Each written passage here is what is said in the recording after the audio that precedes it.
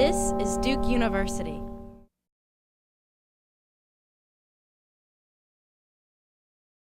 Good afternoon, everyone. Welcome, and thank you for coming on this beautiful day to this session on Haiti After the Earthquake, a conversation with Paul Farmer. I'm pleased to be joined by the Franklin Humanities Institute, the Duke Global Health Institute, and the Sanford School of Public Policy as co-sponsors of this event. We have what I'm confident will be a very interesting program. There's a lot to cover, so I'm going to be brief to enable us to focus our attention on Dr. Farmer and the panelists. Dr. Farmer will open the program with his remarks, and then he will be joined by Duke professors Laurent Dubois, who is about to publish a book in January called Haiti, The Aftershocks of History by Metropolitan Press, and Professor Deborah Jenson, who is a professor of Romance Studies and who recently published a book called Unconscious Dominions with Duke Press. What they're truly noteworthy for on our campuses, of course, being the leaders, the incredibly dynamic and committed leaders of our Duke Haiti Lab. And they will be guiding the discussion that will be fueled by questions from all of you. And as you see, we're trying this different method for gathering the questions. You just need to submit a comment or question using whatever device you wish, other than your own voice box. You can email to live@duke.edu. You thought that was funny, huh? We think this is a vastly better technique than having the mics at the stage, and we'll see how it works. But you can either email to live@duke.edu, post to Duke University Facebook page, or tweet to hashtag #Duke Live.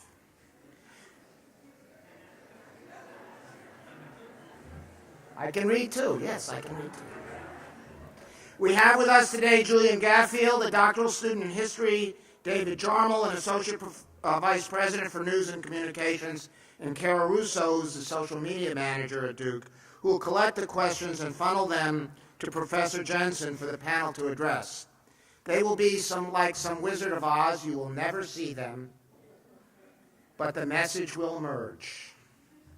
While those of you who wish to submit questions should use your phones, I ask that everyone silence their ringers so as not to disrupt the program. We'll end no later than 4:30 because we don't want to conflict with the exit from the Chapel of the Messiah, because there are two huge events this afternoon. And Dr. Farmer will then go and sign books outside the Gothic bookstore, if you wish. Since tickets for this event were distributed in less than 2 hours, it appears you all know who Dr. Farmer is.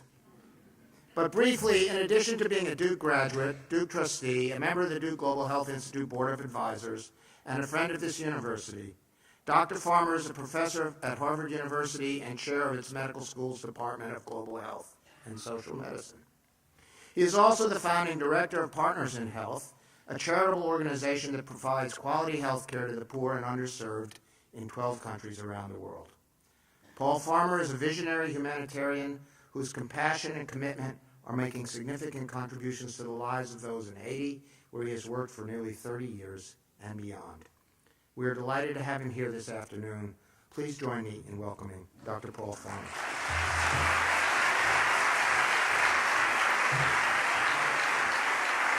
Thank you. Wow. Thank you.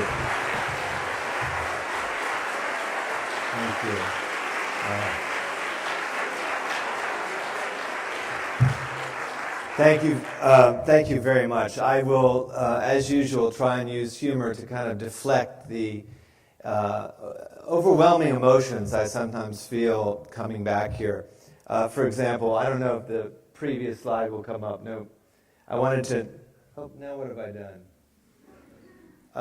I'm not as savvy as the university's chief academic officer, the provost. I'm sitting here thinking, I'm having a theological reflection. It's interesting to me that the mascot of our university is Satan, the undead, and it says live@duke.edu. So I know that Duke has a very important divinity school. I really think that one of these days we need to have a discussion about this, but that's for another time.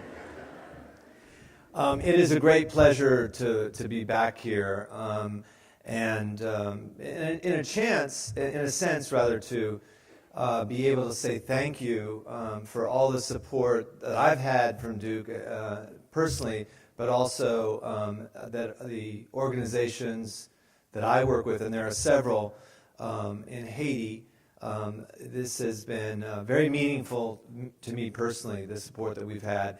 And that's why I'm happy to be here to discuss a very difficult topic, which is the earthquake.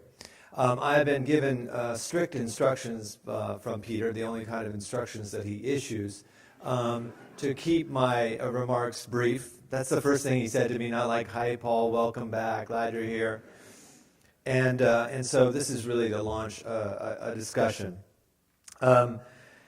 Partners in Health works in a dozen countries. I'm not going to talk about that work today. And if some of you have questions about our work elsewhere in the United States, former Soviet Union, elsewhere in Latin America, Malawi, Rwanda, Lesotho, etc., please feel free to do so in the discussion period. I'm here instead to talk about my experience in Haiti.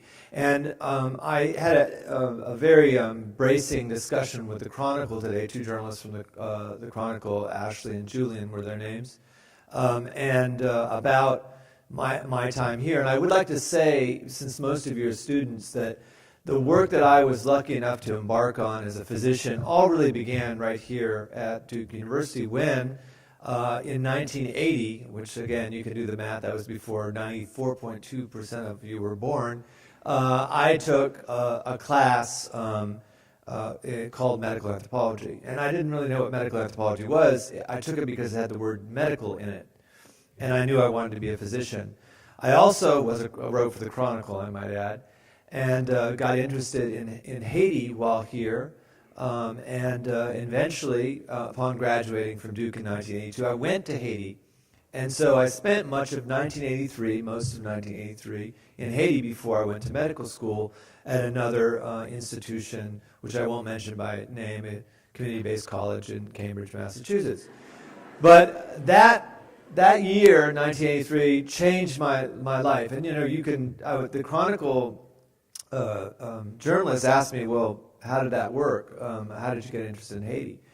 And I can tell you that Haiti, to which I have an enormous debt, and I'll explain that debt moving forward, I knew I wanted to be a physician, but what kind of physician, what I would end up doing, that would all be shaped very profoundly by my year in Haiti before medical school. And of course, my year in Haiti before medical school happened because of this university. And so I encourage you, all of you, to do what I think comes naturally to students, which is to take your time here very seriously and understand that the friends that you make, my best friend from Wanamaker Dormitory, you can laugh, is another founder of Partners in Health. And in fact, all of the people who I met in 1983 or who I met at Duke and who became involved in Partners in Health, we're all still working together, those of us who are still alive. Some of our coworkers actually perished in the earthquake,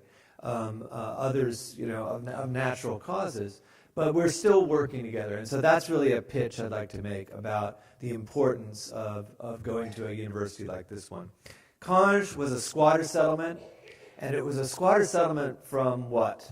Some of you know because you've read something, maybe a book that I've read, and actually, come to think of it, Based on Sales, not a book that I've written. But in any case, Conge was a squatter settlement from a hydroelectric dam. And so what a great way to learn about development from the point of view of people who felt that they were the victims of development.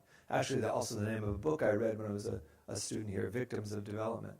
And it doesn't necessarily lead one to be a Luddite. For example, I have nothing. Someone once asked me, do you have something against hydroelectric dams? and I said, of course not. Why? And of course, they'd read something I'd written which explained that this squatter settlement was born when a valley was flooded, a fertile valley, to build a hydroelectric dam.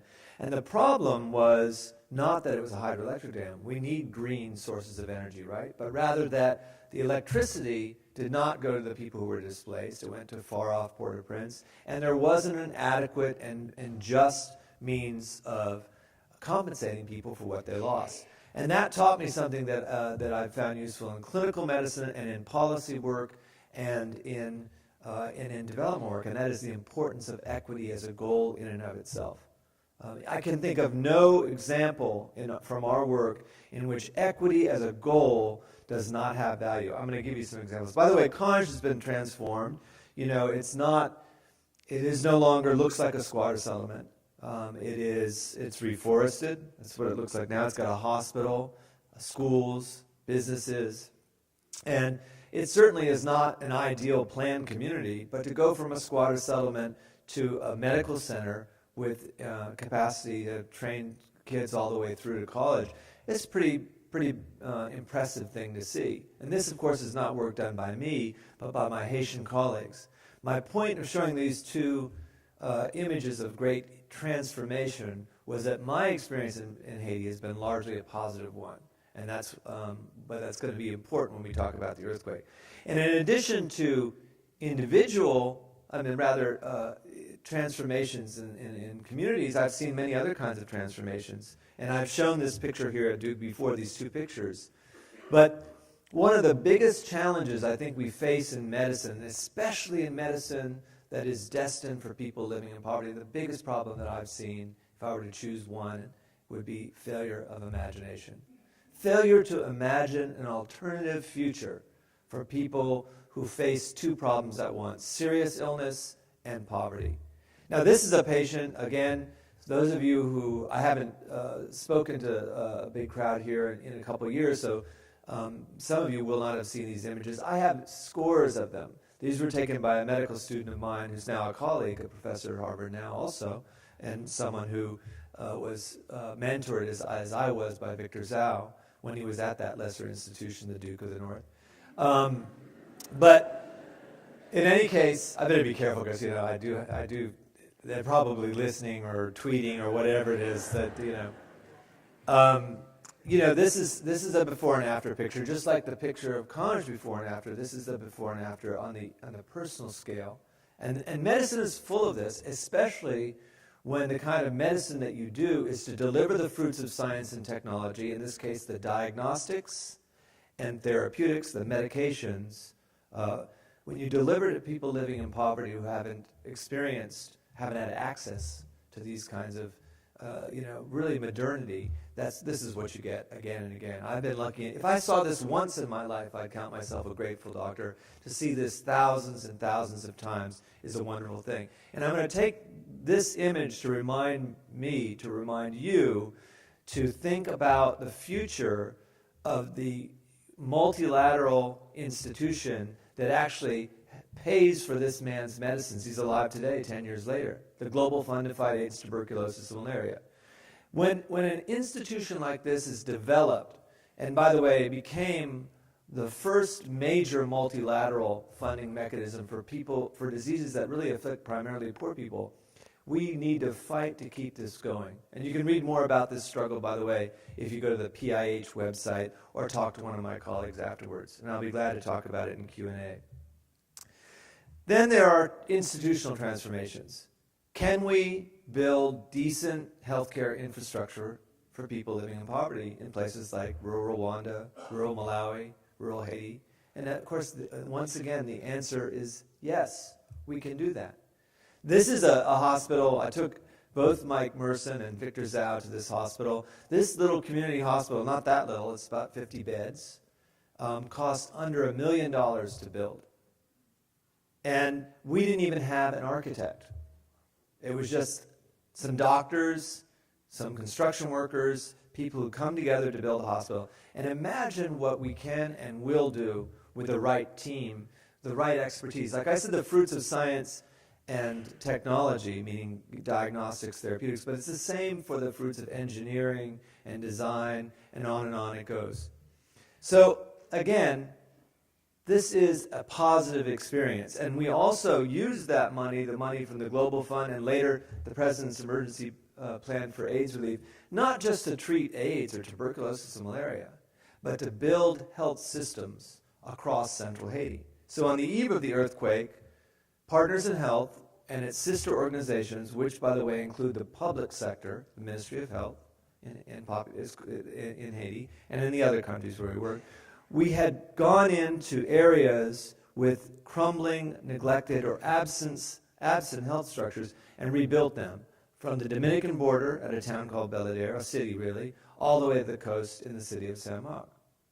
So everywhere there's a red dot, that in one decade we had gone in and built with our Haitian partners healthcare infrastructure and delivered basic primary care. Women's health, obviously care for AIDS, tuberculosis, and malaria. And again, using that money that was from the Global Fund and other sources like that, we got to be real experts by pointing out that everything was related to AIDS, tuberculosis, and malaria. I'll remind me to tell you another story about the earthquake. You can basically make arguments about claims of causality that can always serve your patients. And that's what we did with this money. Said, look, you'll catch up with us, you funders. We need to make sure and strengthen health systems so that poor people or people have access to these basic tools of survival. And again, that includes medicine, pediatrics, women's health, etc., and also all of that low-hanging fruit, like vaccine-preventable illnesses. And this was the way that we did it. So on the eve of the earthquake, none of us, I spent the holidays before the earthquake in Haiti with my family, and if someone said to me, "Oh, there's going to be a major earthquake that's going to, level the capital city," I would have thought that was absurd. If you say none of us saw it coming, someone will always say, "Well, I did." But by and large, this is not what we were prepared for. And we'd gone through a lot already in Haiti, storm and food riots and political disruptions and violence for many years. It has not been easy. I've told you the positive and true side of the story, but it's not been an easy a few decades. In fact, it hasn't been an easy, since Laurent Dubois is going to be up here with me, it hasn't been an easy couple of centuries for the Haitians. But we did not anticipate the earthquake, and that was a mistake, of course, because the toll was made greater by the fact, obviously, that there was not a good building code, but it was also made greater that no one was ready. And these are some of the things that happened, good and bad. You may have seen this image before. Partners in Health had become, in those 10 years, the largest employer of nurses and doctors in rural Haiti. And as those of you who visited our work or support Partners in Health know, these are all Haitian doctors and nurses. Probably 98% of our thousands of employees now in Haiti, 98% of them are Haitian. We have help from Cubans, obviously from Americans, from people all over the world, but most of the employees, the vast majority, are Haitians. And this is the nursing school, which, and as you can imagine, at 4:53 in the afternoon on a weekday, it was full of students. In fact, it was full of second-year students, and almost none of them survived, nor did their teachers. And so I only use this image not to shock any of you, but just imagine, if you will, what it's going to be like to rebuild. What should rebuilding look like? And in the book that some of you have read already, I took the title from this book, Haiti After the Quake, which wasn't an easy book to write, as you can imagine. That's part of the problem that was before us. Building back better meant several things at once. It obviously meant building the buildings back better, right? Because a much larger earthquake hit Chile a month later with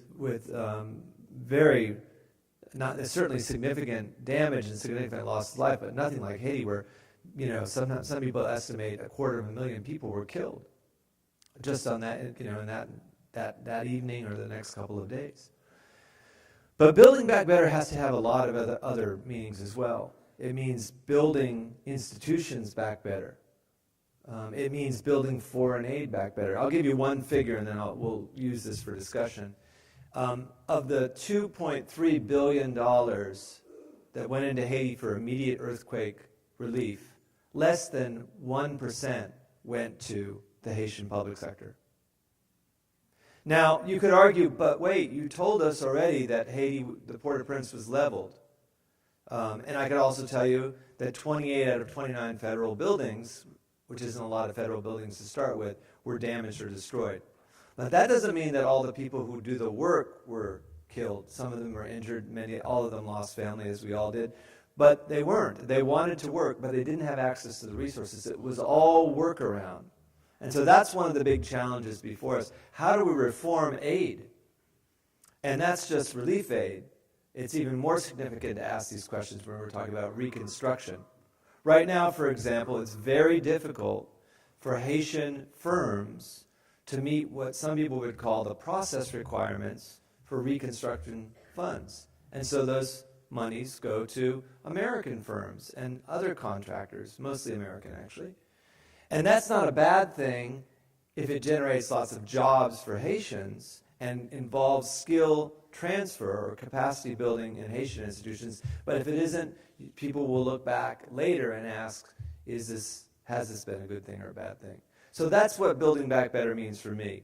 It means many things at once. Obviously the buildings, the institutions, but also the way that we respond to disasters. Now, I want to mention some positive things too, of course. You'll recognize some of the people in these pictures. Duke played a very significant role in responding. There are many people here at this university who work on Haiti as scholars, as teachers, as people belonging to NGOs, church groups. And obviously, one thing that Duke has that most American universities don't have is a huge medical center. And so here's a chance for me to say quite publicly, thank you for what you did after the earthquake. There is a lot of work to do still, but no one can change the fact that many lives were saved by teams that went to Haiti after the quake and by people who were helped by nurses, doctors, and others on teams that manage the logistics. And I think we can be proud of the role of academic medical centers, I believe, in responding to what was really the largest natural disaster, not just for Haiti, but of this part of the world in many, many years, certainly in recent times. There are a lot of problems, and here's the metaphor that I've used in this book. Again, I'm not here to peddle a book. I find this a useful metaphor. In medicine, as the physicians and nurses in the room know, there's this term we use all the time, which is acute on chronic. So if someone has a chronic condition, diabetes, say, and an acute problem, pneumonia, urinary tract infection, a skin infection, it's a different clinical process. We all know this. It requires different interventions. And that's where we are right now with Haiti.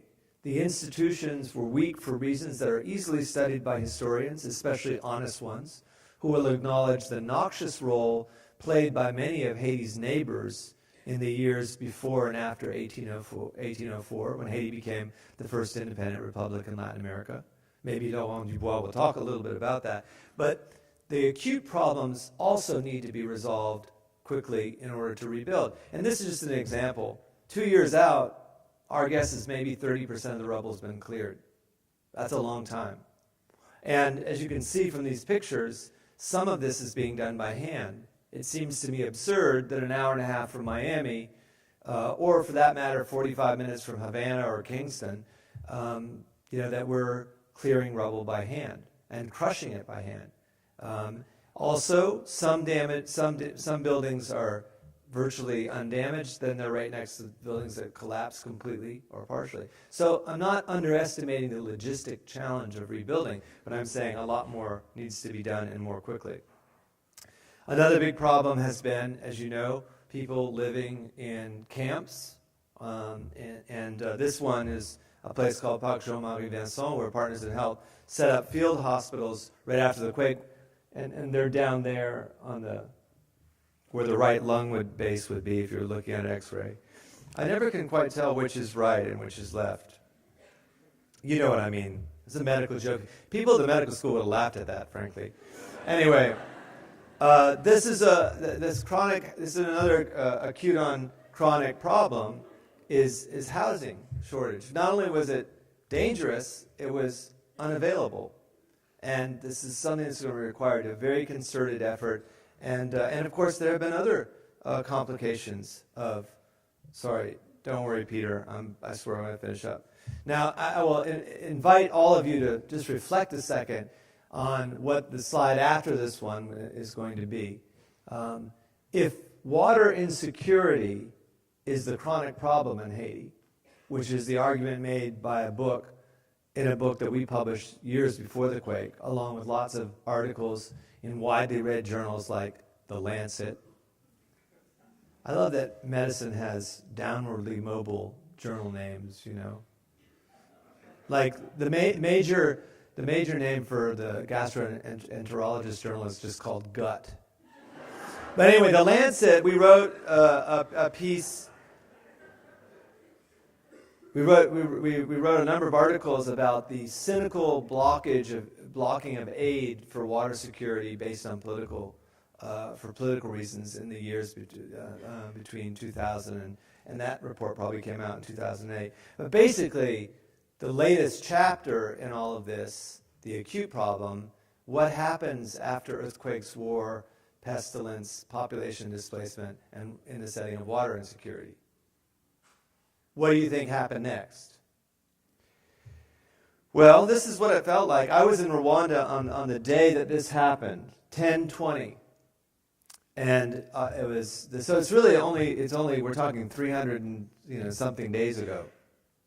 Cholera, as I was just talking to my colleagues who are going to join me on the stage, we don't know that it was ever present in Haiti, ever. And then one day, this is what happened, this is in San Marc Hospital. I was in Rwanda, I got a call from a colleague of mine, an infectious disease physician, who's Irish, but works with us at Harvard, and works with us at Harvard. And we knew this had to be cholera. I was hoping to save my comments on cholera for dinner tonight because I take some really sick pleasure about talking about diffuse secretory diarrhea at the dinner table. But we kind of knew it had to be cholera. And it's another one of those acute chronic problems. And the good news about all of this is that there are answers. There are answers that lie in responding to the basic needs of the Haitian people that are the same as the basic needs of any people. Access to food and clean water and education and health services and infrastructure. And this is going to be a big struggle in our country as well. It is now. It has been, even the right to education was fought for like crazy in this country and in courts of law. The Americans with Disability Act. If I was at a meeting today of the leaders of this university, and when I heard people talking about ADA and accessibility, all of that was fought for. The idea that a building like this should be accessible to those with disabilities. Those are the same needs that our Haitian brothers and sisters have, of course. And I think that universities have a role to play, not just in teaching and in learning, as I was lucky enough to do here almost 30 years ago, but in engaging in the work. In fact, high school students have a role to play too. I believe I have some friends here from Carborough High. Where are you? I had that all set up ahead of time. They're the ones in purple.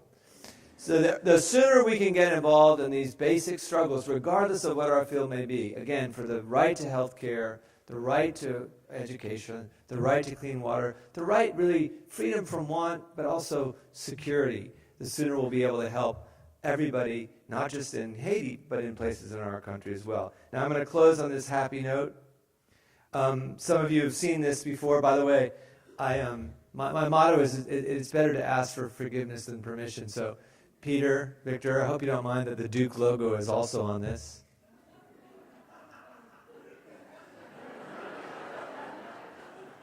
Is the General Counsel of the university here? I saw her earlier today. She'd side with me for sure. This was one of the things that we proposed. A teaching hospital is not the answer to Haiti's problems. That's not the argument here. But doesn't Haiti deserve a good teaching hospital? After the earthquake, the best hospital in the country was floating in the Bay of Port-au-Prince. It was the U.S. naval ship, the Comfort. And that's just not right, because much of Haiti was not damaged by the earthquake. And even in the places where we'd worked so hard to build modern infrastructure, it just wasn't good enough. And this time we want to build back better and build a real teaching hospital. Now, one thing I've learned in working in Haiti is there's so many charrettes and so few projects. But I'm happy to tell you, and Victor and Michael and Mike and others who have come to visit, that this is not just a charrette. This is what it looks like already. So this will be done. I'm counting on Duke University and to help us make this work. And I thank you all for inviting me back. Thank you.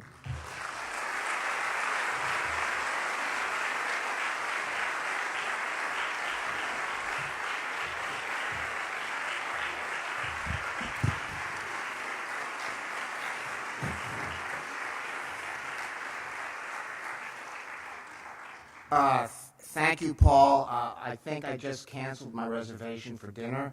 And actually, the symbol on that picture you had, the one we object to is not the blue one. It's the crimson one. Ouch. Hey. All right. So now you see Deborah Jenson and Laurent Dubois, who, as I said earlier, are the co-directors of Duke's Haiti Lab at the Franklin Humanities Institute, have joined Paul on the stage. As quoted from its website, the lab merges research, education, and practical applications of innovative thinking for Haiti's disaster recovery and for the expansion of Haitian studies in the U.S. and Haiti. And I just want to tell you that the Haiti Lab actually has a history of its own, which is worth recounting.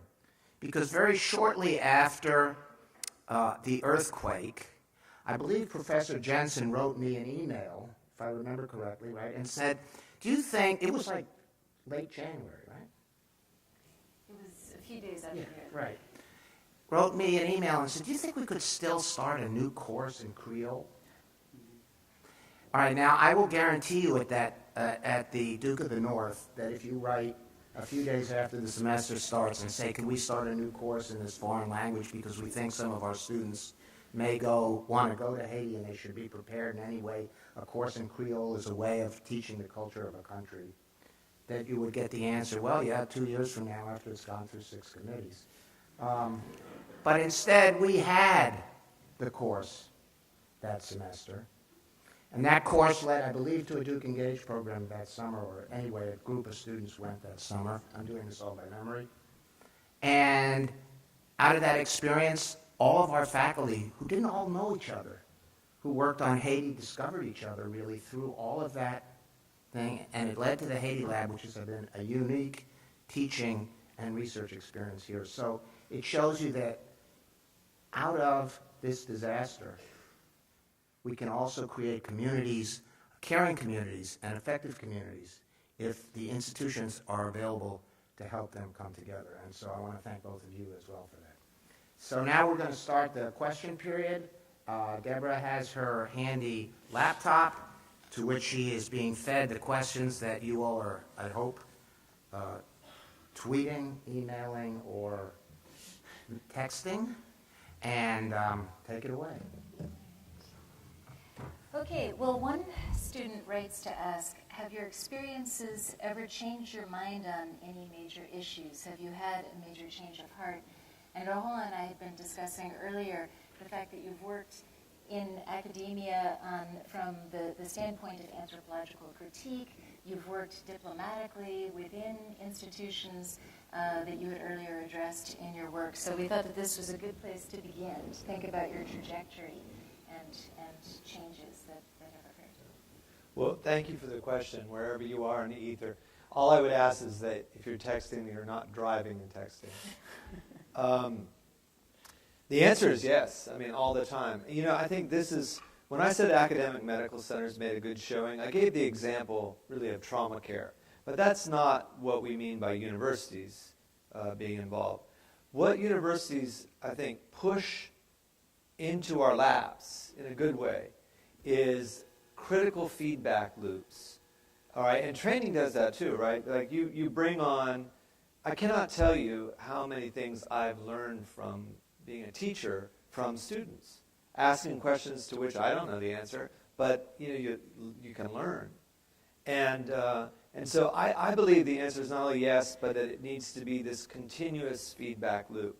And that I would say that if Partners in Health, I won't be leading, Partners in Health. I mean, people in this room will be, in this generation, if you think it's worthwhile, you should be leading Partners in Health.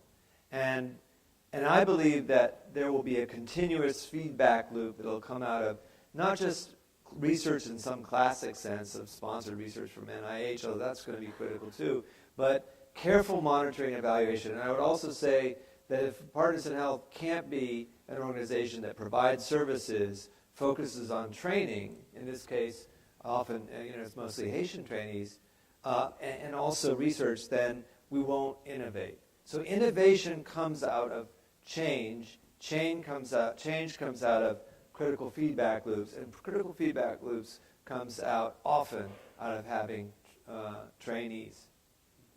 Now, speaking of education and feedback loops, Steve Goldberg asks, what are schooling conditions like for young people in the camps in Haiti and in Haiti generally? Well, prior to the earthquake, more than half of all school-age children were not in school.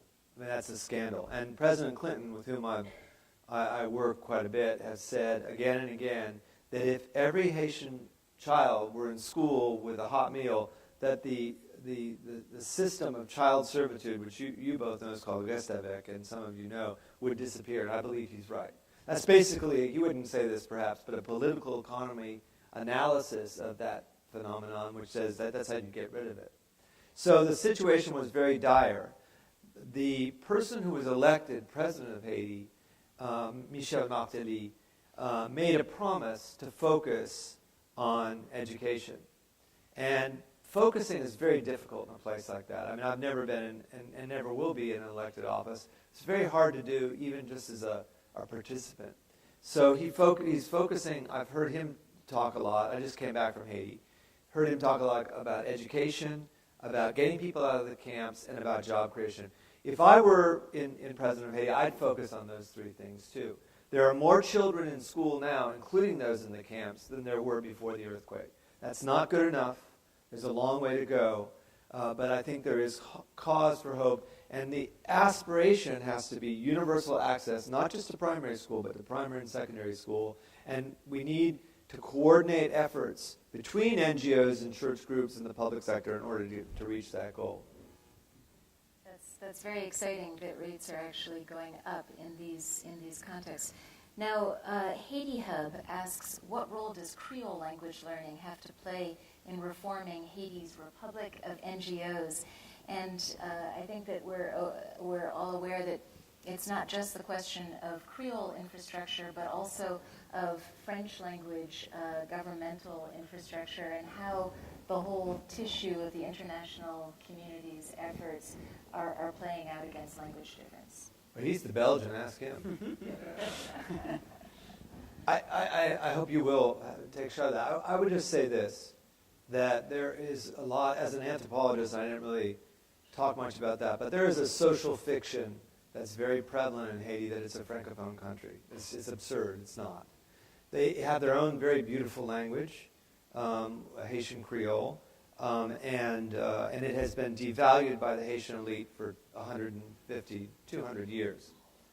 And it's been devalued by the rest of the world, too, called Pidgin French or Patois. Not that there's anything wrong with Pidgin French or Patois. It's just that's not what it is. It's a language.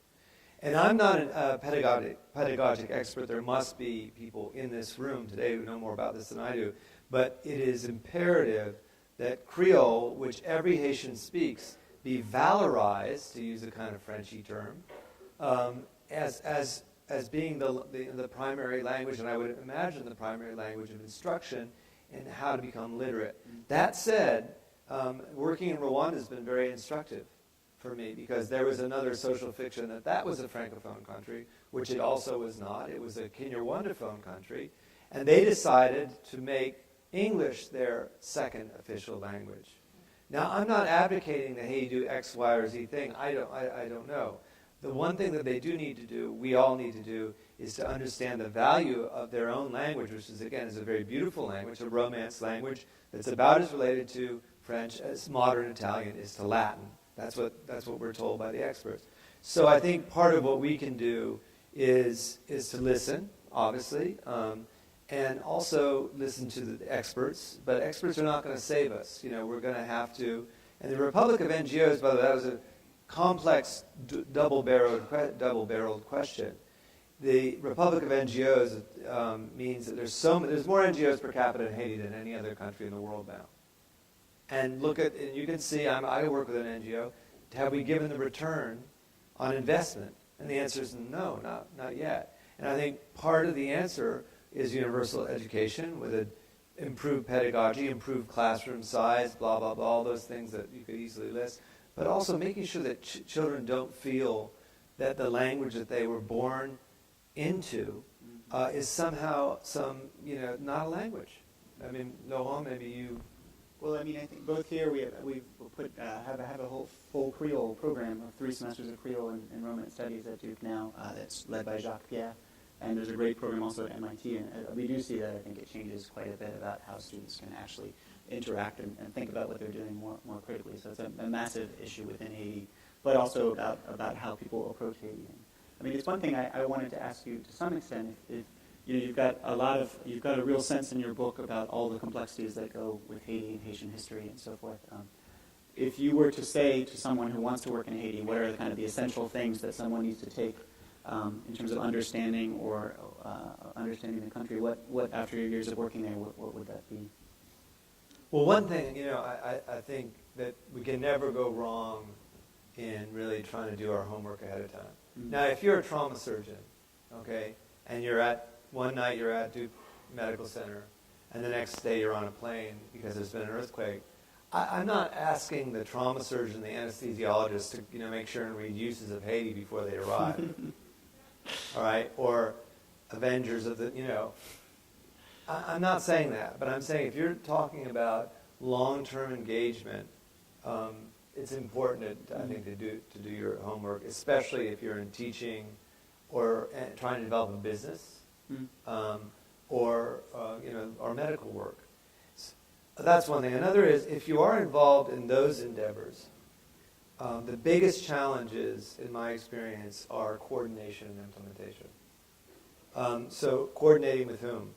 Well, on the way back here, I sat next to a missionary who was a great guy, and I had heard his name before because his parents had been missionaries in Haiti. And I'm not around missionaries very much, I must say. It's not the circles that I moved in. This guy knew so much about Haiti. He'd been there since he was 5 years old, and he was 40-ish, let's say. And he told me that the missionaries are bumping into each other, because there's so many of them and there's so many NGOs.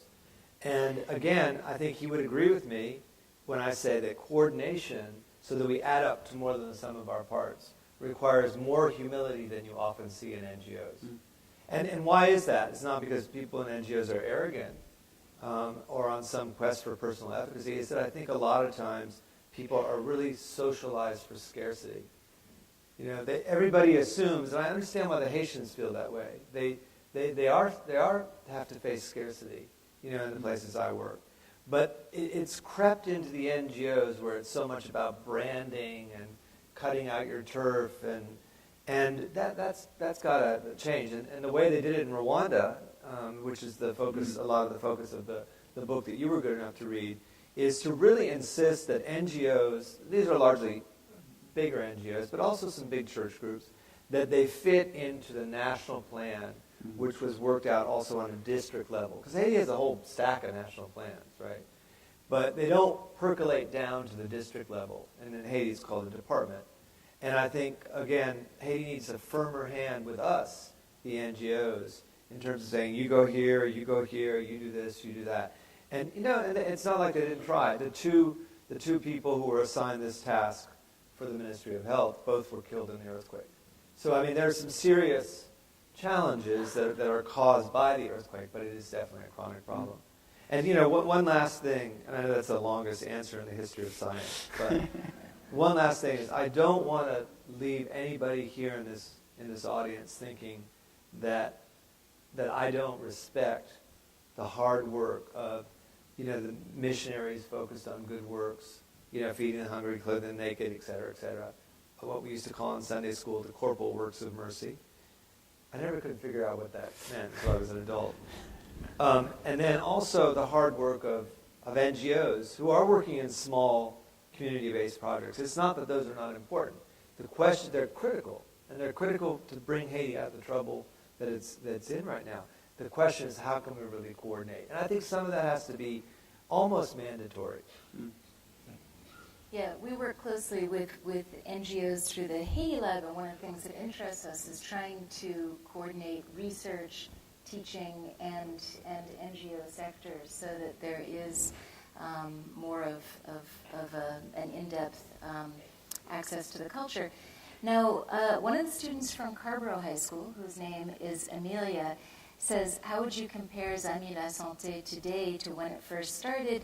And she is also wondering how you stay so hopeful in times of tragedy. And I'll just put that together with another question by Katie from Carborough, who says that in Mountains Beyond Mountains, you're quoted as saying that you're fighting the long defeat.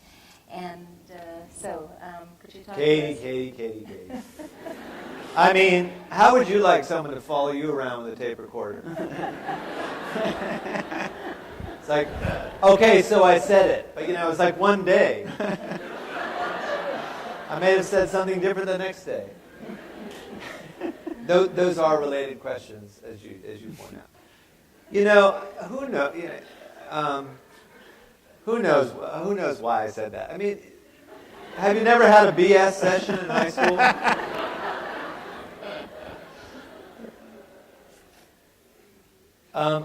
Look, the work is difficult. When I say the work, I'm not saying my work. If you're going to face, as many of you will, and some of you will have to actually face very difficult problems. I mean, what's happening to the planet? I mean, is global warming really some fake thing that is made up by some people who wear Birkenstocks? I think not. No offense to any of you wearing said footwear.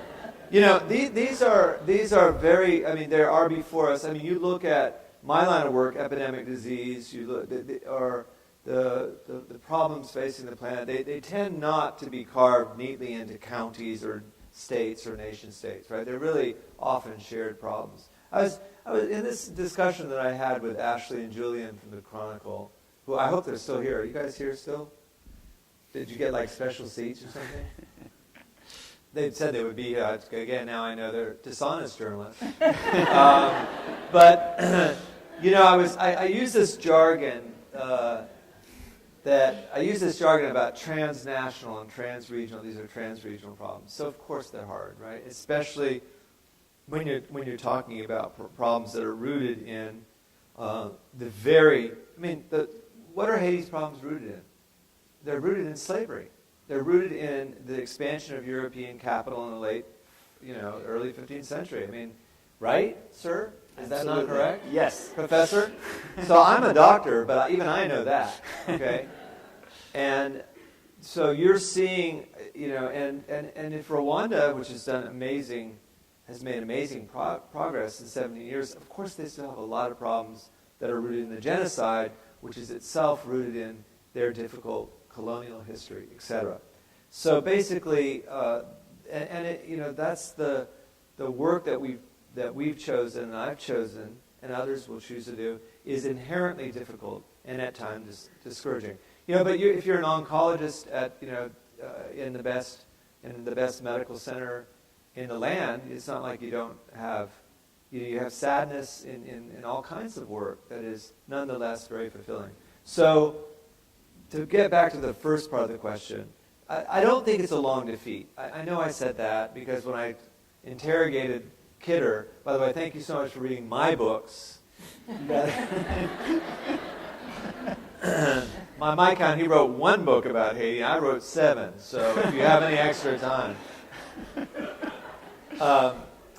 But, long defeat, I think the point was, he didn't always tape things, but he did tape that, he told me later. And the reason he taped it, by the way, when you see him, when you meet him, is because he was I was walking, and it was like hour 5 of where we were walking, and he was panting and puffing, and he couldn't even get a whole sentence out to interview me, so he taped it all. So he would ask a question, and I'd go, and I'd be talking. But so a long defeat, put it this way, if you know something is the right thing to do, you want to do the right thing, and that won't always be the easiest thing, and sometimes you'll lose the battle. But you might not lose the war. I don't think we're going to lose the war on all kinds of problems that are before us now. I don't think we're going to lose the war. And so back to the first part of the question, how does one maintain hope in the face of very difficult times? And I got to tell you, the earthquake was rock bottom for me personally. I lost a lot of friends. I couldn't bear the smell of it and the feel of it, and it was very difficult.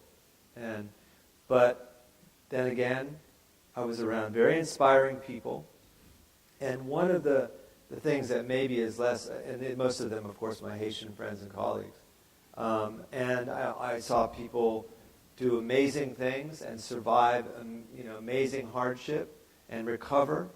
I saw great acts of kindness and solidarity during those difficult times. Also, I'm a teacher. Okay, so part of the answer to how you maintain hope is I really believe this is true. And somebody here, Duke has all these centers for aging. Somebody can tell me if this is true. Optimism often goes with youth, right? And there's the obverse to that is sometimes pessimism hits you when you're middle-aged, as I am. And it's good to be around young, enthusiastic, hopeful people. And that's one of the main reasons that I teach. And in addition to the other reason I already mentioned is that you learn as you teach because people are able to tell you things. And I imagine that's why Mr. Cohn, who is Mr. Cohn here today, your teacher, I imagine that's why he, give it up for Mr. Cohn.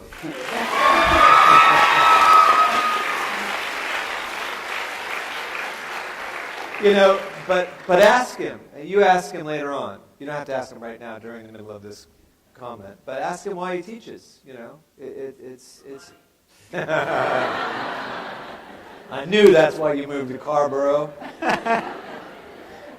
One of the things in your book that's very moving, you describe among the many people that you describe this cadre of young Haitian American doctors, right, who are part of that recovery effort. And I thought of that in a broader sense. I was wondering if you had some thoughts about the role you see the Haitian diaspora playing in Haiti today. How is that changing maybe the shape of the relationship between the United States and Haiti, and possibly opening up new avenues and possibilities? Well, this is a much more difficult question, not in terms of length, which is my usual problem. Concision is not my strong suit. That was also supposed to be funny. But it's difficult because there are fractious relations between the diaspora and the Haitians who, as they say in Creole, sayo ki gete en bas, those who stayed behind. Mm-hmm.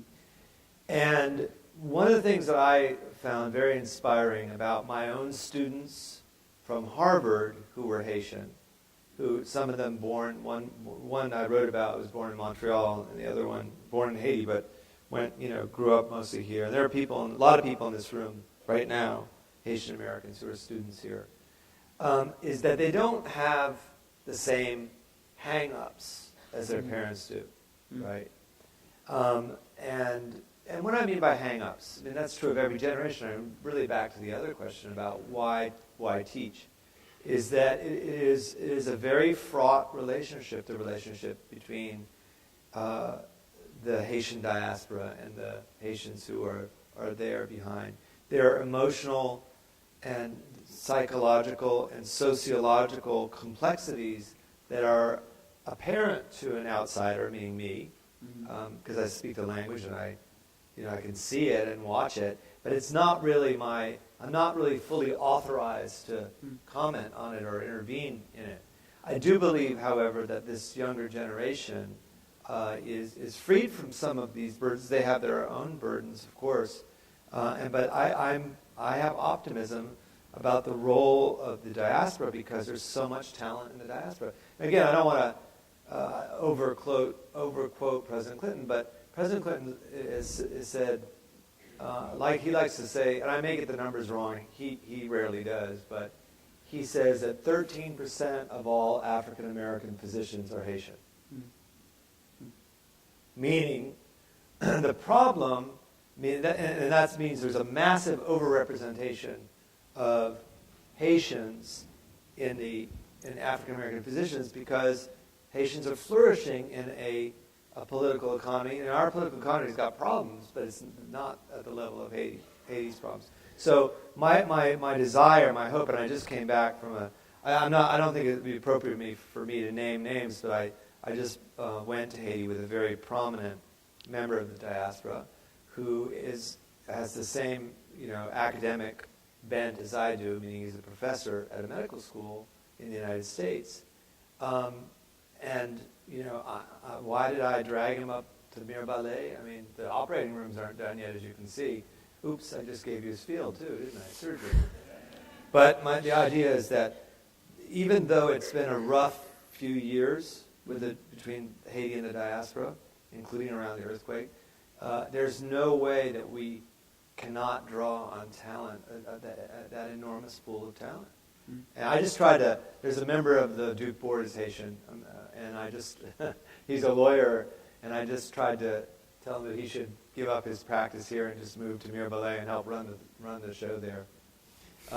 So I'm serious. There's this incredible talent that we need to pull in, but we need full respect, as they say in Jamaica, full respect for the Haitians who never got a chance to leave the country, and that's true of any visitor, because there is a cultural, I was going to say chip, but there is a hermeneutic of suspicion in Haiti that has been borne out over centuries, and in order to succeed there, you need to be very openly respectful of the people who live there, and that holds for everybody. And speaking of the group that has chosen to remain in Haiti, we have here with the Haiti Lab right now the Dean of the Université de Quisqueya and a former Haitian ambassador to the U.S. Jean Casimir. Yeah, and we're always... Pas con quoi de lier, mais many. Yeah, no, we know each other. Yeah. Okay. How did I do? Did I answer that well? Good.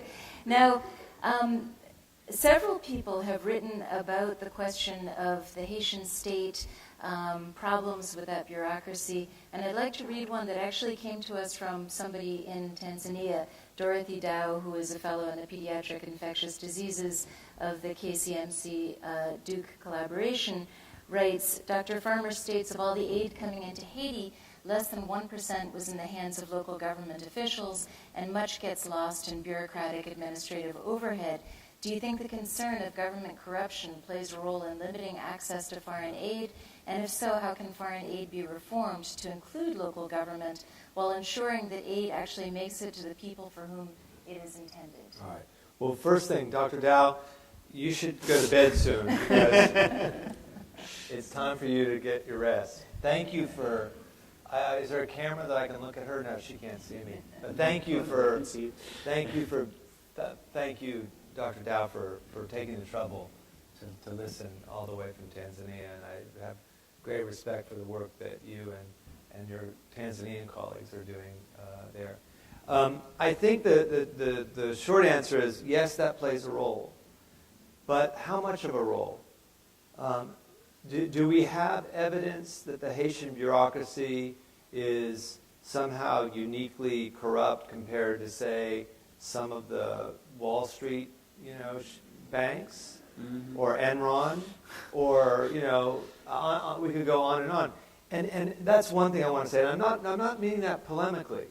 I'm meaning that honestly. I'm saying one thing that a lot of American companies, including contractors and NGOs, have is they have what are called, is that like a ring for me to, does that mean that like the defense contractors are going to like... One thing that these big NGOs have, and contractors, they have platforms of transparency and accountability that sometimes are not even honest, right? I mean, a lot of those Ponzi schemes, I'm just a layperson, I just read the New Yorker or read New York Times or something, But a lot of those things were kept going, apparently quite legally. Over-leveraged mortgages, I mean, I barely know what these things mean, but they clearly were kept going long after they were known to be fundamentally corrupt. But they had those platforms of transparency, all those companies working for them to make it look like they were providing a much valued service when they weren't. Now, I'm just asking, if the overhead of a contractor is 60 to 70%, and that's routine, and including health-related NGOs, believe it or not, if the overhead is that high, I have a friend who worked in Uganda, and he found one NGO that had an overhead on one project of 95%. I mean, 5% went to the project, 95% went to the overhead. Now, this is not like the NIH where you're building a lab and running the electricity. This is for a delivery project. So if you were to reduce that overhead just from, say, 50 to 40%, Partisan Health, by the way, we think the overhead's around 9 to 10%. Clinton Foundation, about the same. Thank you. It may be more, but it isn't a lot more, okay? And somebody can tweet in and tell me that now whatever it is. It's certainly not 50%. But if you went from 50% to 40%, you could free up vast amounts of capital. And you could use that to help build Haitian capacity or Tanzanian capacity, including the capacity for platforms of transparency and accountability. I mean, what does that mean? When we got our first Global Fund grant in 2003, the Global Fund, blessed them, gave their first grant to Haiti in the middle of great political turmoil. The grant to Partisan Health was $2.1 million. And now, do you think we had an army of accountants? We didn't have electricity. Without electricity, you don't have computers. Without computers, you don't have spreadsheets. Without spreadsheets, you can't even start the accounting. So we had to build the infrastructure as we were doing the work. And I'm just saying that maybe it would be better not to have that ready-made. But I just have to say to Dorothy Dow in Tanzania that sometimes we just don't put enough energy into helping build that platform for accountability and transparency. And the same goes for teaching and research as well. We certainly don't do it for service. So we need an army of people who know how to do spreadsheets and accounting and things I don't know how to do, but they need to be a Haitian army. And if the Haitian army isn't ready, then let's get them ready, so that this transfer of capacity is built into our work, and it isn't. And one of the reasons is because the legislation, including the Foreign Assistance Act of 1961, is written the wrong way. We have to rewrite the rules of the road so that we are pushed, I was going to say forced, but we are at least pushed into making sure that real transfer of capacity happens. And I'd like to follow up on that around the cholera epidemic and the political the political realities that it has brought to light. Shortly after the cholera epidemic began in October of last year, the community had begun to say that they believed that cholera was in the water and that people were getting sick, and that they thought that this was from a UN base. And there was a lot of writing about assumptions that this couldn't be the case. And you had a great line. You said, in terms of responses that said that no real inquiry was necessary, you said it sounds like politics and not like science. And that has led to a great unfolding of research and now of new critiques of the transparency of humanitarian organizations, and I just wondered if you could tell us something about that. Well, it's a sad story too, because since in that last 390 days, it would not surprise me if 10,000 people have not perished, and I think it would not surprise me if the official number is 6,500. It would not surprise me if there haven't been 750,000 cases of cholera, a disease unknown, as you were saying to me earlier backstage, unknown in Haiti. So there's a great tragedy. Another tragedy is, of course, that if a peacekeeper introduced cholera into the Haitian, in this case, tributary to a river, it's not like he did it on purpose, and so that's also a marker of his or their lack of access to modern medical care too. I mean, the fact that cholera persists 150 years after John Snow figured out it was bacterium or was an infectious pathogen, and 100 years after we identified the bug, and 30 years after we've developed, 50 years after we've developed effective antibiotics and oral rehydration, and 30 years after we've developed a vaccine. If all those things are true, as they are, I think they are, then why do we still have cholera in the world? It's true that Haiti has the largest epidemic in the world, which is also extremely shocking, because Haiti's a small country, 10 million people, has the largest epidemic of cholera in the world today. And have we thrown the kitchen sink, no pun intended, at it? No. We haven't thrown the kitchen sink at it, and we need to, and we still need to. And I'll be arguing with my colleagues as respectfully as I can that Haiti deserves, every possible intervention that could be helpful all along the line. Water security, municipal water systems, better case finding, better treatment, and vaccine. The sadness about the commentary is, again, this is my view, and others may disagree, is, again, we're so socialized for scarcity that what has happened instead is people arguing about where it comes from. I think I know where it comes from. We did did genotypic studies of, where it came, to look at the so-called molecular fingerprint. We did that at the Duke of the North. But, I think that a lot of the other arguments are really about, should we do intervention A or intervention B? Should we focus on water security or should we focus on oral rehydration? What I'm saying is that's not the right approach to this epidemic. The right approach is to use complementary interventions, just as it was the case with AIDS.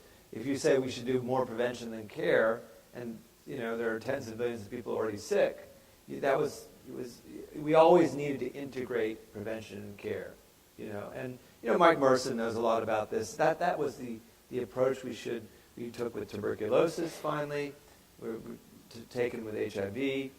And so a lot of these arguments in public health are really born, in my view, out of this socialization for scarcity. That we're never going to have the resources we need, so let's choose A and not do B. Now, in the United States, it plays itself out in very different ways. It's very expensive to give poor quality medical care to poor people in a rich country.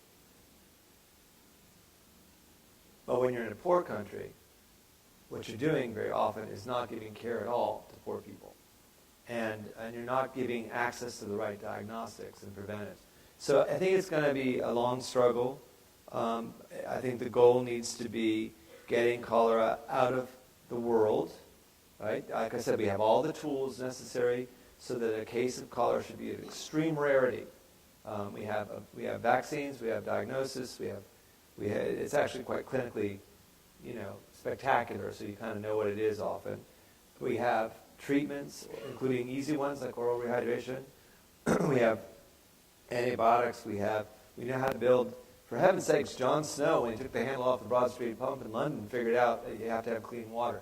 So we got everything we need. We just have to implement and coordinate. Again, back to that same expression. All right. And Peter Lange asks, the Haiti Lab showed a film in which a Haitian artist said he was giving up his art to do something practical to help the quake victims. What do you see as the role of culture in the recovery? I would ask that the artist not give up his art because, or her. You said his. First of all, I don't know why I have to take questions from the provost. Aren't I having dinner with you? No, I would. All of you involved in Haiti, and there are many people here, know that one of Haiti's greatest strengths is its cultural, its art, and it's something Haitians, I think, are quite justly proud of. I mean, we could, the ambassador could I think, would agree that Haitian art, especially painting and iron sculpture and music, are sources of great pride. And I think they're going to be very meaningful and ultimately pragmatic connections that are made around this topic. One little, I don't know who the artist was, but I will tell you one thing. One of the areas in Haiti that's recovering more quickly than some would imagine has been the artisan sector. Mm-hmm. There has been a lot of promotion of Haitian art since the earthquake, and more demands for, this is not so much paintings necessary, but for the artisans' handicrafts. So I think they could actually help push forward some of the recovery, and are doing so. Mm-hmm. Great. Grace asks, how are you able to balance the many incredible projects you're involved with all over the world with having a family life? Well, you know, I don't have any prescriptions for others. I'm lucky that I get to work. That we do some of the same work. But I think that it's not really the right question, because everybody has to find his or her own way and own pace of being involved in work like global health equity. I mentioned already global warming. I could go on and on. The idea that these complex problems are going to be solved by, say, politicians in Washington, it seems unreasonable to me, or the UN, or any other body. So I think that these are really calls for citizens to be involved. And it's not, there's going to have to be a million templates of engagement.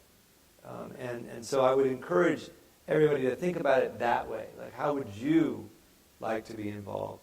And what are the ways that you'd like to incorporate social justice work or service into your everyday life?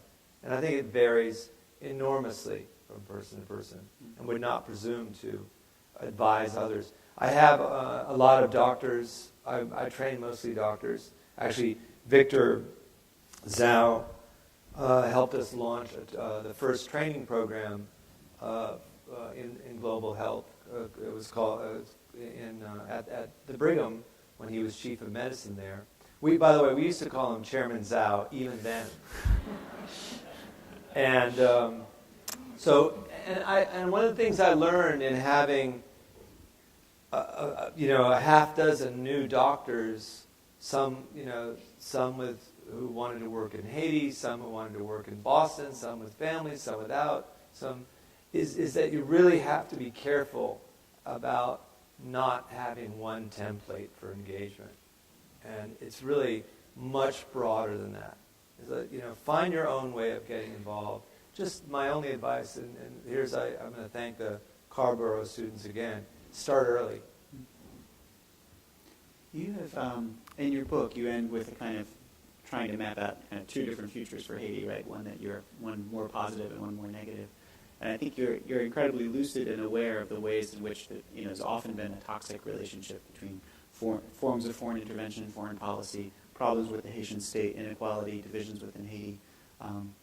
And I'm curious if there was, and you've also had access to leaders, people like Bill Clinton and others. I'm curious at this moment if there was something that you had the power to change in the U.S. in the way that the U.S. deals with Haiti. What would it be? If you had the ability. If I had to to change one thing, if I could change one thing, and I thought about it, but I think it's going to be very hard to do. It would. Let me put it this way: the caliber of some of the people working in the U.S. government on Haiti is very high caliber. These are really high caliber people. They're smart. They know a lot. If I could change one thing, it wouldn't be them. Mm-hmm. It would be as I said, the rules of the road for foreign assistance. For example, I would rewrite some of the laws. I mean, I've never written a law, so it's probably some incredibly complex thing. I would make sure that U.S. assistance was very focused on Haitian capacity building, on job creation, on strengthening Haitian organizations and firms. What I'm calling partners in health is really Sami Asante, because the idea back when we started that organization was to build sister organizations in every place we work. In Rwanda, it's a Rwanda, on and on. It's not an original idea, but I think that would really free up a lot of a lot of capital for things that are critical to recovery. I also think, obviously if I could go back in time, we were actively hostile to Haiti between 1804 and 1862, and we weren't very friendly post-Lincoln either. And then came the military occupation from 1915 to 1934, and then came toleration of or support for dictators. And then when they actually elected the person they wanted to run the country, we were involved in removing him. Mm. So I would love, if you go back and change history, that'd be fine, but I know we can't. So I would say, looking forward, if we could alter the way we do business, and that is not in the hands, again, of some of the most powerful people in the government. They don't control that, if I'm not mistaken. Because if they did, they would change it too. I know a lot of them personally. And I think they're fighting to change it, actually. And it's going to be a tough fight, because there are real interests involved. And, you need only think about, the defense contractors as a metaphor, alas, for some of the other aid work. And, I don't like sitting here in front of 800 people saying this. It makes me very uncomfortable, because, I don't like arguments and fights. It's not something I'm particularly fond of, but I think it needs to be changed. It is not reflective of the aspirations of the American people to empower, the reason that American people give money to things like earthquake relief is to help the victims of the tragedy. I believe that with every fiber of my being. And that's why more than half of all American households donated earthquake relief, is not to strengthen contracting organizations. We need them sometimes. I mean, we brought in a Dominican firm to help us build the hospital because some of the capacity didn't exist locally, but we're getting it. We're trying to transfer all those skills to our, Haitian colleagues. All right. Well, we are in the final stretch of this conversation with the Duke community, and I can tell you that what I think would be an appropriate final question, which we will come to after the next one that I'll mention, is what single piece of advice would you give to your 18-year-old self? But if you could just hold that one for a moment. And I thought that because you're so focused on the acute chronic structure in Haiti, that possibly you have a question for Laurent about some element of infrastructure through Haitian history that you might want. I do have a question for Laurent. I've been meaning to ask him. The tables are turned. So the economist Paul Collier reviewed my book in Foreign Affairs, and it's not an unfavorable review. I'm grateful to have someone who I consider to be a great mind, and that's a rarity among economists. Sorry. Am I in trouble? And he said, on one score, I was quite mistaken. And that is that the Haitian government is venal. Now, I looked that up. Mm-hmm. I decided to go to the OED, and it means for sale. Mm. And you have studied the long view, right? And many have argued that the reason that Haiti paid the indemnity to Charles X, was that right, Charles X? Mm-hmm.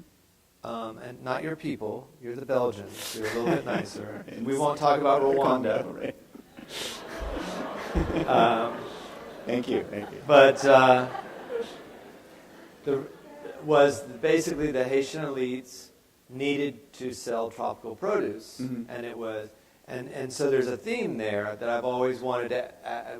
I've been wanting to ask you, since I knew I was going to see you. What do you think about that claim? The Haitian elite as, making this huge, and according to Jean Price Mars, this totally irresponsible mm-hmm. commitment to pay back a debt that they didn't know. In fact, the French owed them a debt. Mm-hmm. And then, again, to Collier's comment about my overly charitable comments about the intentions of some of the Haitian officials I work with.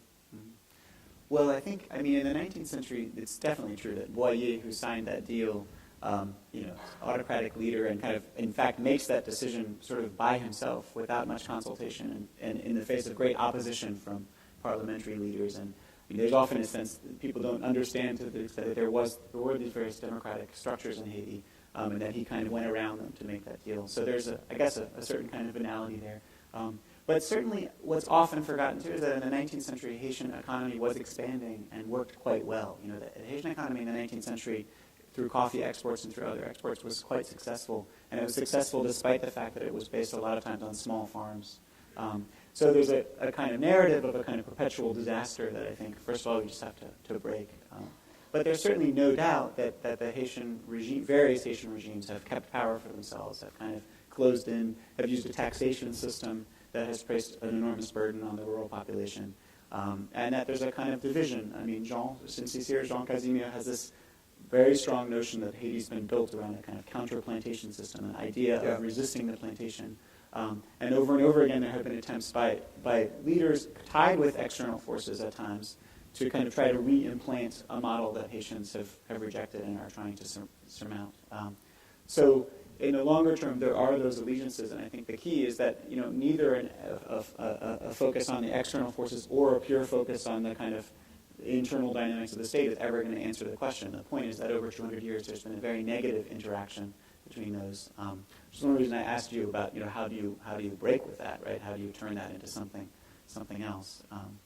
But I do feel like there's the understanding of the very complexities of Haitian politics, which have included authoritarianism, but also very strong democratic movements of various kinds. Both of those have been part of the history. So there's no one single history of the Haitian state, and that often gets forgotten, I think, too. So I don't know if that partly answers. That's very helpful. And I know that you didn't invite me to make another comment, but I have to say, after almost 28 years, nothing would make me happier than to see the Haitian people and their government flourish now. And I believe it can happen. I believe that there can be economic growth and will be economic growth. And I know, for example, the person who I recruited to head up our office at the United Nations, who was a physician, who trained at a university nearby here, which I cannot name by name. It shall not be named, but it's in Chapel Hill. Is a physician, public health expert, worked on the Millennium Development Goals, and for the 2 years after the quake, this doctor, who I like very much, and worked with us in our office, and he is now the Prime Minister of Haiti. Mm-hmm. And it is his government. And I met with the Minister of Health, who's a terrific person, and she also has the right ideas. And it just, nothing would make me happier than to see that cycle broken. Mm-hmm. And I cannot believe, Pat Robinson's assertions aside, that Haiti cannot not get the chance that it has so long deserved. Mm-hmm. And it deserved it in 1803, 1804, and it deserves it now more than ever. So I just would ask all of you to join me in wishing our oldest neighbor well. They sure deserve it. And now those words of wisdom for your 18-year-old self. For my 18-year-old self, don't live in Wanamaker. No, I'm kidding. I gotta say, that was the best year. That was a great year. To come to, do they still have Project Wild, by the way? So, to go from working at Scotty's Lumber Yard in Brooksville, Florida, to Project Wild, and then to start my freshman year, it was really a terrific time, and I never, put it this way, the time that I spent opening up and listening and learning how to be a student who was excited intellectually and spending time talking to others. I wish there had been more of that. Now, I have to admit, I'm so shamefacedly that even though I was here when I think we won the ACC, that I never went to a full basketball game. I'm sorry. So I guess one of my regrets. Half of one, or? Yeah, kind of. What am I going to say now? One of my greatest regrets was never going to a full basketball game. My advice is the same advice that I gave to some people here who are 16, 15, right? Any 15-year-olds? How about 16? Maybe 14-year-olds? There you go. So I'm saying that's really not my 18-year-old self. I would have wished that I had gotten involved in these issues even earlier, and 18 would have been good enough. I guess I might as well make one last confession, is that when I was 18, I wrote my senior honors thesis in high school. You didn't have to write an honors thesis in high school, but I think it's best if I confess right now in front of my mentor, Victor Zal, that I wrote I wrote a whole thesis on why a national health system would be a bad thing. So, please forgive me, God. Thank you very much. Thank you.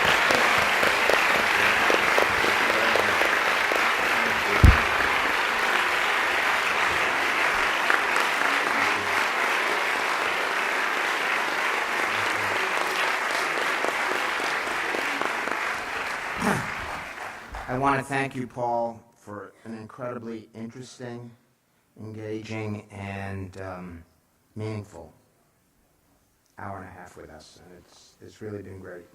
And I want to thank Laurent and Deborah for their role in making this such an interesting conversation. And I also want to acknowledge 3 people who've been sitting up there in the back, getting all these tweets and emails and Facebook messages and forwarding them, David Jarmel, Cara Rousseau, and Julian Gaffield. And I want to thank all of you for coming, and I hope you have a lovely afternoon. Please remember, Paul will be available now at the Gothic Bookstore to sign books. So thank you all very much. Produced by Duke University. Online at duke.edu.